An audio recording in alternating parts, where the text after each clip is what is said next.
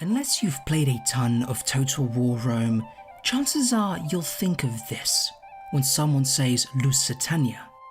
But what you might not know is that Lusitania was indeed a real place, a country located in what we now call the Iberian Peninsula.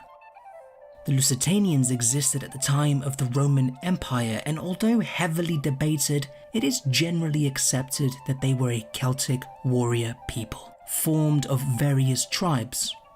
In history, it seems that the Lusitanians have been forgotten, or at least overlooked, compared to Britannia or the Gauls. But this little nation, this gorgeous group of people, were a constant pain to the Roman Empire, a people deemed to be inferior and backwards by the Romans themselves. The Lusitanian War lasted between 155 and 139 BC, and in this period one single warrior stands out. A hero revered by scholars of the time, a man so glorious that his name still echoes 2,000 years later. No one knows for certain where Viriatus was born in Iberia, or as the Romans called it, Hispania. We know from scholars of the time that he was a man of humble origins, a shepherd, a thief, a farmer. And this is a crucial point in the story, because although Viriatus is not of noble birth, he is clearly a man of the people, and this will come to be one of his strongest assets. We know that Viriatus was an amazing warrior, a natural-born leader. The harsh environment in which he was born molded him into a tough and quick-thinking man. He was also humble, and he never lost touch of his upbringing. He lived a frugal life until the end. He could not be bought. He was unfazed by riches, and most of all believed in freedom and equality for the Lusitanian people. He despised Roman wealth and was above all proud of his nomadic life and his country. Scholars of the time highlight that Viriatus was of peak physical condition. He was not fazed over the cold or hunger, but of all his qualities, perhaps his intelligence is most important. Viriatus was a quick thinker, a natural-born leader that understood the arts of war and diplomacy. But to understand how Viriatus the shepherd came to be called the king, chief, general of all Lusitanians, we must first go back to 150 BC, a time before Viriatus was even known, to an event we will call the Galba Betrayal. This is an event named after its wonderful creator, Roman praetor Servius Sulpicius Galba. Mr. Galba was a naughty man who at the time was the praetor of Hispania. Sick of war against the local natives, and after losing 7,000 men, to his surprise, Mr. Galba receives a peace offering from the Lusitanians, who basically say, "Look pal, we made a mistake. We don't want to fight Rome."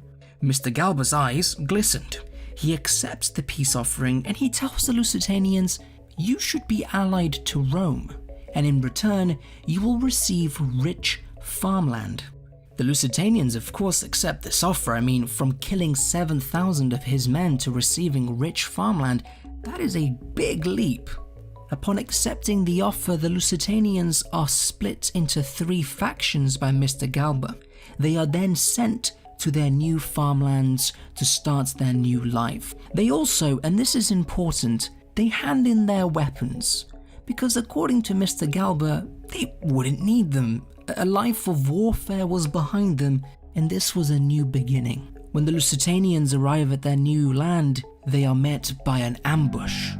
Mr. Galba had planned it all along, and in that one single day, 9,000 Lusitanians are massacred and 20,000 enslaved.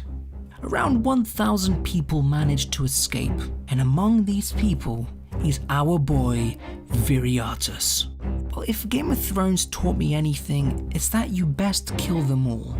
Otherwise, you are in for some disgusting revenge. After the Galba betrayal, 3 years of peace follow, or so the Romans thought. It's in this period that Viriatus is made leader of his little clan, and he starts making some moves. He starts going and collecting men and putting an army together for war. He wants to avenge his mates, and he hates the Romans. Viriatus's leadership skills first come to light during an attack in the Beaturia region of Spain. Here, a force of 10,000 Lusitanians is met by a marching force of 10,000 Romans that defeat and corner the Lusitanians with ease. The Romans call for a surrender, and the Lusitanian leaders think to accept, but Viriatus, a junior officer in the army, reminds the men of the transgressions of Rome. He reminds them of the Galba betrayal and presents an offer. In return for being made leader of the army, Viriatus develops a brilliant and cunning plan. He tells 9,000 of the men to scatter in every direction. This, of course, to confuse the Romans. Whilst these men scatter, Viriatus asks the remaining 1,000 best men to stay put with him. At the signal, the men scatter and the Romans don't know what to do. They can't surely chase so many fleeing enemies, so they decide to charge Viriatus and his 1,000 men. Viriatus occupies the Romans long enough for the army to flee, after which he himself and the remaining soldiers run away. It's here that Viriatus goes on to use a technique that he would go on to be remembered for: guerrilla warfare. Viriatus and his men reassemble not too far from the battlefield. After discovering that the much slower and sluggish Roman army was on course to find him, Viriatus decides to employ another cunning plan. Viriatus moves his army into the city of Trebola, hoping that the Romans would be stupid enough to follow. The Romans just thought, we've got this. Numerical superiority, right? Well, they were no match for the genius of Viriatus, because when the Romans reached Trebola, Viriatus lures them into a passage. Once in this confined space, the Lusitanians jump out of everywhere and massacre the Romans and everyone they can see in sight. Some Romans do flee, but this is Viriatus's first victory. The birth of the leader, the birth of the legend, is complete. The Romans try to use local tribes to defeat Viriatus, but it's to no avail. Busy with other wars, Rome simply does not have enough resources to deal with the barbarian. As a result, Viriatus starts making his way through Iberia unchecked, conquering and winning major battles. Rome does send more men, and every now and then they send new leaders, but it seems like Rome cannot beat Viriatus. For every skirmish, for every battle won, he always has a backup plan. After years of fighting and foiling Roman plans, in 140 BC, Viriatus presents a peace treaty. The Roman Senate begrudgingly accepts his treaty and recognizes Viriatus as king of the Lusitanians. But this was temporary. The mighty Roman Empire could not accept that this barbarian, these uncivilized people, bested legion after legion, outwitted the smartest Roman generals. After all, what message would this send to the rest of the empire? The treaty was eventually broken a year later in 139 BC, with the arrival of a new Roman leader, Quintus Servilius Caepio. This man really hated the Lusitanians. He, of course, was supported by the Roman Senate, who quietly encouraged him to provoke the Lusitanians so they would have a legitimate reason to go to war. After enough prodding, Viriatus has no choice but to pick up arms and resume war against Rome. He employs his guerrilla warfare and starts to terrorize Romans. However, Caepio establishes a stronghold deep into Lusitanian land. From here, he starts laying waste to tribes in the north, tribes that had been allied to Viriatus and the Lusitanians. Another tragedy hits when Popilius Laenius, a Roman leader that had been fighting the Celtiberian tribes from the center-east regions of Iberia, decides to join Caio in fighting Viriatus and the Lusitanians. Viriatus was now fighting on two war fronts against two very powerful enemies. As a man that cared deeply for his people, he couldn't bring himself to put them through war again. So he decides the best course of action is to sue for peace once more. To negotiate a new treaty, Viriatus sends his three most trusted men, Lieutenants Audax, Ditalco, and Menurus, or as I like to call them, the Simps. Why?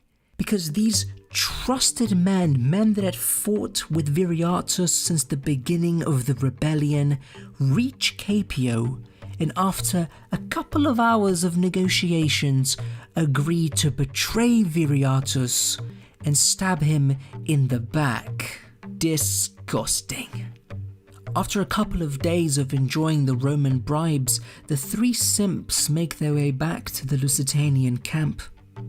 At this point, Viriatus slept in full armor, because he wanted to be ready for battle should it even come when he slept.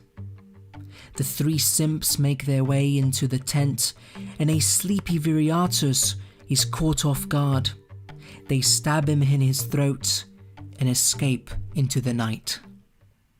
What's so incredible and fascinating about this story is that, according to legend, when the three simps got back to Caio to claim their reward, they were told Rome does not pay traitors, and were sent away with nothing. The discovery of Viriatus's body brought great sadness to the Lusitanian people, who I think must have thought their god had died. Defeating the Romans was now surely out of reach. Viriatus's funeral was held with all the pomp and circumstance that the Lusitanians could afford. His entire army was present. There were gladiator battles over his grave, all in remembrance of the man that defied the Roman Empire. The location of Viriatus's grave has been lost with time, but I get a sort of comfort knowing that his body returned to the earth that he fought so hard to protect. After this, the war against Rome was over, and the Romanization of Iberia spread like wildfire. Roman customs took over, Latin became lingua franca, and Lusitania fell into memory. Thank you so much for watching. This was really fun to make. If you have any stories or anything that you feel like you want to share, please let me know in the comments. I think it's really important to remember history that's not in the mainstream to ensure the survival of as many stories as possible. So stay tuned, subscribe, and have a good one. Peace.